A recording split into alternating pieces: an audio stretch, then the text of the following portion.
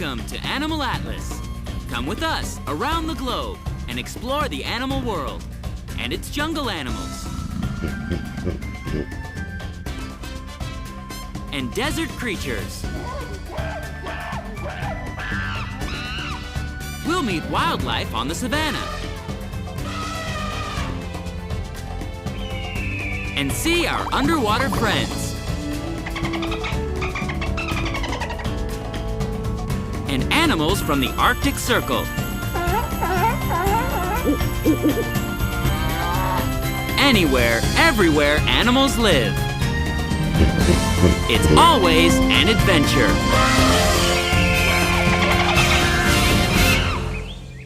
Today on Animal Atlas, we're venturing into the mysterious world of the Felidae family.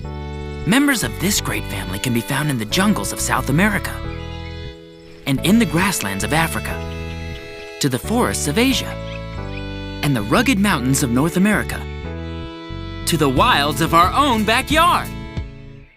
Yes, felids are cats. Cats of all sizes and description.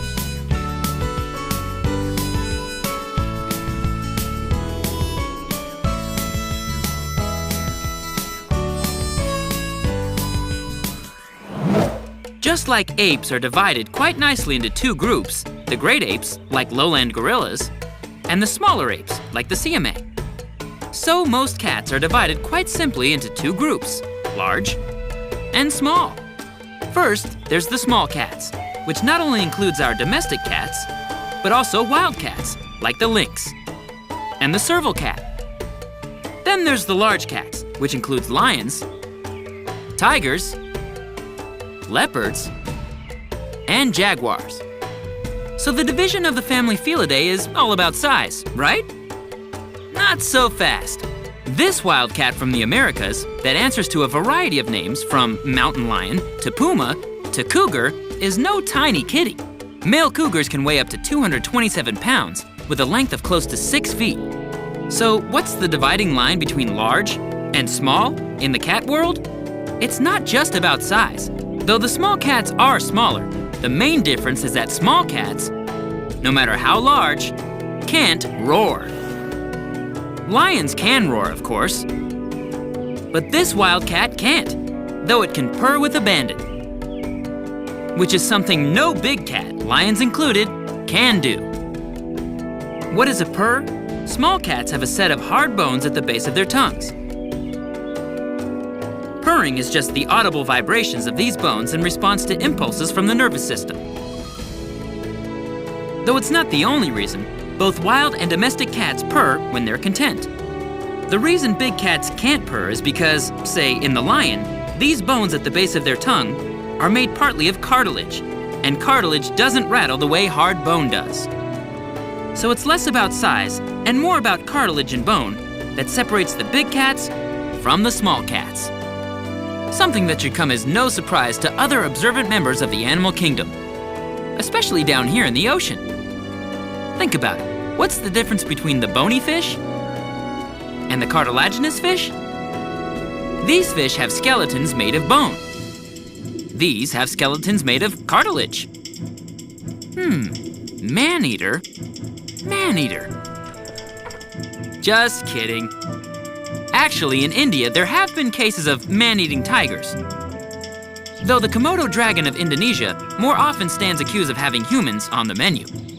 But in the tiger's case, though they do not usually kill humans, they sometimes do so when they are too old or too weak to hunt wild animals. Or when people are working or fishing in their territories and scaring away their natural prey. Man-eating tigers are seldom mean animals. They're usually just starving. The solution? In India, the government is doing all it can to keep humans out of the tiger's territory. A healthy respect for the territories of big animals with big teeth, and even little animals with a sharp sting, is the key to harmonious living, both in the wild and out of it. So the lion can't purr, but he can roar. The lion roars not to frighten away his enemies or to terrorize his prey, but simply to communicate with his pride. What's a lion's pride? Pretty much a family, consisting of 3 to 30 lionesses, mothers, cubs, sisters, and cousins, and a few unrelated males. The lion is the only big cat with a pride, for the lion is the only social cat. Lions live in shared territories with other lions, so that they can hunt on a cooperative basis. Cooperative hunting allows lions to hunt herd animals like the wildebeest and the zebra, which is bigger than it is. Unlike the lion, most wild cats live solitary lives because they generally prey on animals that are smaller than they are. A lone mountain lion, for example, hunts squirrels, and raccoons, and capybaras, and even the occasional armadillo. All cats, both large and small, as you might guess, are carnivores or meat eaters. Very ardent meat eaters. In the wild, stalking prey precedes a meal. But in captivity, a fresh plucked and hand-delivered chicken beats an armadillo meal any day. When we come back to Animal Atlas, we'll meet some more cats, big and small. But first, let's see if you can guess this animal fact. How many domestic cats are there in the world? A, 500,000. B, 5 million. C, 50 million. Or D, 500 million. The answer coming up when we return to Animal Atlas. We're back. Did you guess the right answer to our question? How many domestic cats are there in the world? The answer is D, 500 million. That's a lot of cats. But wild cats haven't been as lucky as our beloved pets. All over the world, populations of wild cats are dwindling, often due to loss of habitat. Where people move in, wild cats need to move out. And unfortunately, many of these lovely animals have been hunted and slaughtered by humans for sport. And sadly, for their beautiful coats. Take the largest and heaviest of all the cats, the tiger. These magnificent animals can be found in small pockets of Central and Southern Asia and Indonesia, from tropical India to the snowy steppes of Russia. But they are no longer thriving. Scientists estimate that there are only some 6,000 tigers left in the wild, where just 100 years ago, there were more than 100,000. In the last century alone, 3 of the 8 subspecies of tigers became extinct. Fortunately for all of us, this endangered species, the Siberian tiger, the largest tiger of them all, with males a full 10 feet in length and weighing 600 pounds, can still be found, at least in captivity. Where chicken, of course, is on the menu. After the lion with his mane, maybe nothing is as recognizable in the big cat world as the tiger's stripes. Where leopards and jaguars and serval cats have spots, it's the tiger who wears the stripes in the cat family. What good are stripes? All tigers are stalk and ambush predators. And stripes just might be the best camouflage in the tall grasses where the tigers live. In the dappled sunlight of the African savanna, of course, spots work just fine for the cheetah. The most common species of tiger is the Bengal tiger, like these youngsters, who are just 10 months old. Do you see those white spots on the backs of their ears? These are called eye spots, or predator spots. These spots are believed to function as false eyes, to deter any predator approaching from behind. And just like the white tail tuft on the rumps of young gorillas, these spots are a way for a mother tiger to keep her cubs in sight in dense forest undergrowth. White tigers are not a subspecies of tiger. They are all Bengal tigers, just like these big cubs. Most white tigers aren't albinos like, say, our albino alligators with their startling pink eyes. They are simply a white and tan version of our familiar orange and black Bengals with silver blue eyes. These white tigers are all the descendants of Mohan, a white tiger cub that was captured in India in 1951. But if you think white tigers are surprising, wait till you see the swimming tiger. This big Siberian tiger is typical of his subspecies. He heads into the water to cool off. What about that rumor that cats don't like water? it may be true for some cats, but not for tigers. Maybe no other big fur-covered mammal loves the water more than the Siberian tiger, except maybe for the American black bear. From up here, we can get a good look at the tiger stripes. Not only are they beautiful, but no two tigers have the same stripe pattern. They are as unique as fingerprints, and scientists who study tigers can identify individuals by looking at their stripes. But then, the stripe patterns on individual zebras are also as unique as fingerprints, as are the nose prints of the western lowland gorilla, though there is something quite compelling about tiger stripes. Isn't there? Yes, as tiger stripes are unique to tigers, manes are unique to the male lion. The mane makes the lion look even bigger than he really is, thereby frightening off other lions. It's the male's job to protect the pride, while it's the lioness's job to hunt. A mane would reduce her efficiency as a hunter. Sleek is good in the world of these stalk and pounce predators. But here's an unusual lion, a male without a mane. Scooby, from Predator World in Branson, Missouri, was neutered when he was very young, before his mane had a chance to grow. Since it takes testosterone to grow a mane, and since Scooby was neutered before he became a man, so to speak, he has lived a maneless life. Not a bad life at all. Just ask the lioness. Scooby is now old and arthritic, but his keepers care for him and give him medicine for his ailments. Captivity, for Scooby, is a lifesaver, for he could never survive in the wild in his weakened condition. But here, he has friends who will look after him, who play with him, and who feed him 30 to 40 pounds of chicken a day. Ah, that's the life. Perhaps no other wild cat understands this mane controversy more than the cougar. The first European settlers who happened upon this oversized small cat thought it was a lion, and even called it a mountain lion. But they couldn't understand what happened to its mane. Mane? Who needs a mane? You tell him, Scooby. When we come back to Animal Atlas, we'll talk spots. But first, let's see if you can guess this next animal fact. The cheetah is in a class by itself because it A. Has no sheaths over its claws. B. Is a running cat. C. Has spots. Or D. Both A and B. Don't go away. The answer coming up right after this on Animal Atlas. We're back. Did you guess the right answer to our question?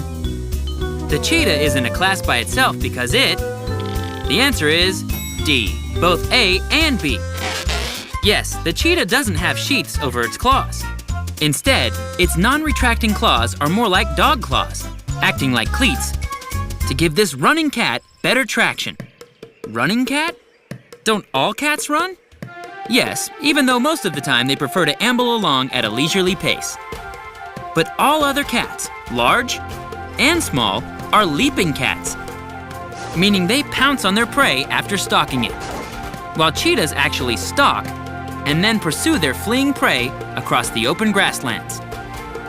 In short bursts, at least for the time it takes for the cheetah to overtake, say, its favorite food, the Thompson gazelle, the cheetah is the fastest land animal on Earth, approaching speeds of 70 miles per hour.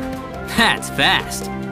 Cheetahs are crepuscular, meaning they are most active at dawn and dusk. Cheetahs are spotted cats, like leopards, but they're not really that much alike.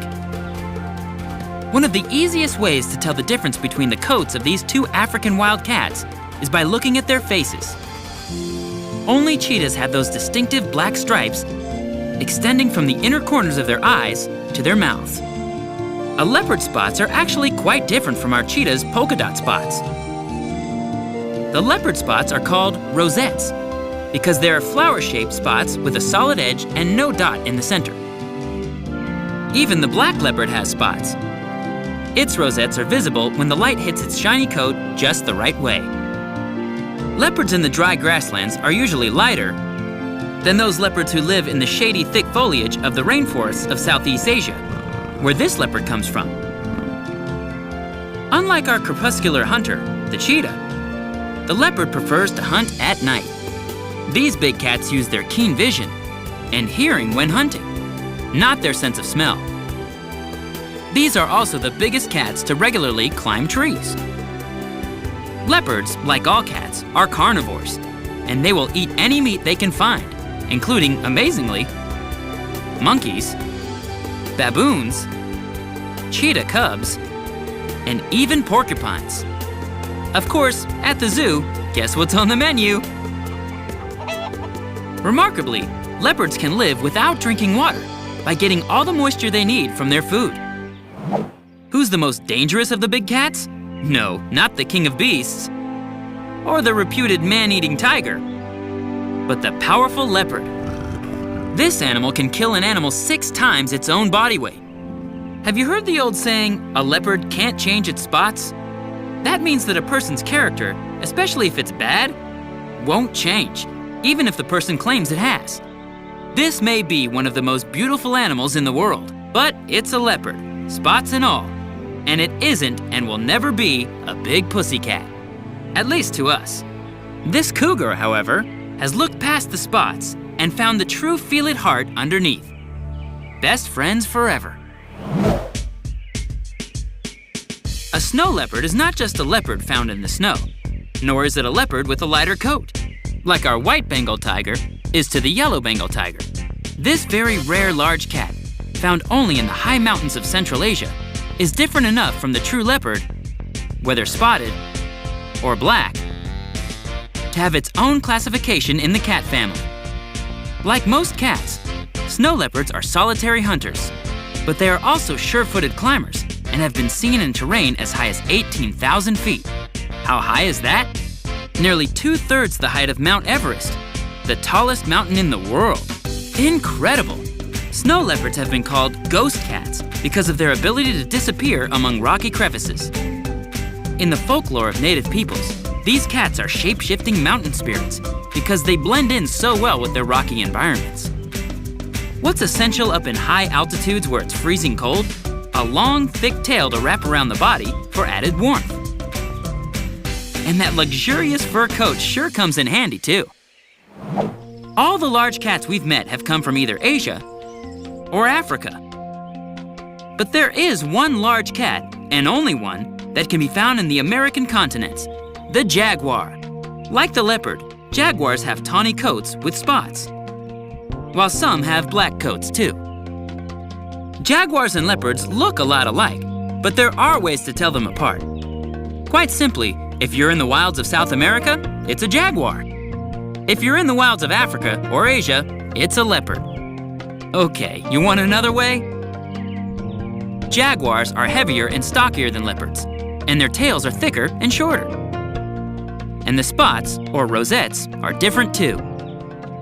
For example, unlike the jaguar, a leopard will have no spots in the center of its rosette, and the edge will be unbroken. Now we've seen black leopards and black jaguars, so what's a black panther? A big black cat. Our black leopard can be called a black panther, and so can our black jaguar. Panther is just a general descriptive term for big cats, especially leopards, jaguars, and mountain lions. So if the big cat is one of these, and it has a black fur coat, Black Panther it is. Another cat with spots, as well as bands and stripes, is the serval cat, one of the 7 species of small to medium-sized African cats. With its spots, long legs, and small head, this striking savanna cat looks like a small cheetah. How much smaller? About 1/3 the size. Where a cheetah can weigh close to 125 pounds, the serval cat weighs only between 29 and 41 pounds. Another big difference? The serval cat has a much shorter tail than the cheetah does. But like the cheetah, the serval cat is also a crepuscular hunter. The serval cat is one of the 28 species of small cats worldwide. Take a close look at this face. It's believed that our domestic cats are descended from African wildcats, like the serval cat. And yes, there clearly is a resemblance. It was the Egyptians around 4000 BC who domesticated the cat. And 500 million domestic cats later, but who's counting? Right, Scooby?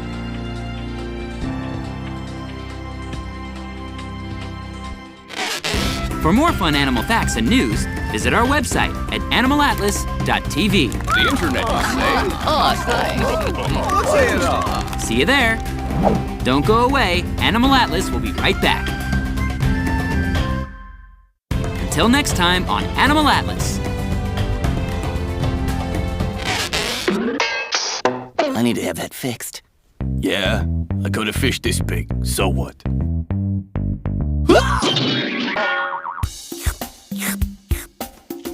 Man, do I need sunscreen. Cold, cold, cold, cold. Ah, that's better. Are you looking at me? Watch it! Hey, I'm swimming! Oh, Grace! Where's my soda?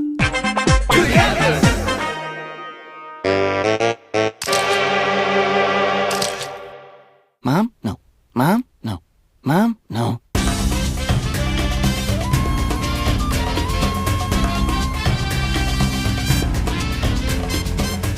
Once again, we've traveled the globe from North and South America to Africa and Asia to Australia and every fascinating place in between. We've met all kinds of incredible animals and learned some important facts about their ability to survive and flourish on our planet. And with our help, we'll make sure they're around for a long time to come. Join us next week for another amazing adventure on Animal Atlas.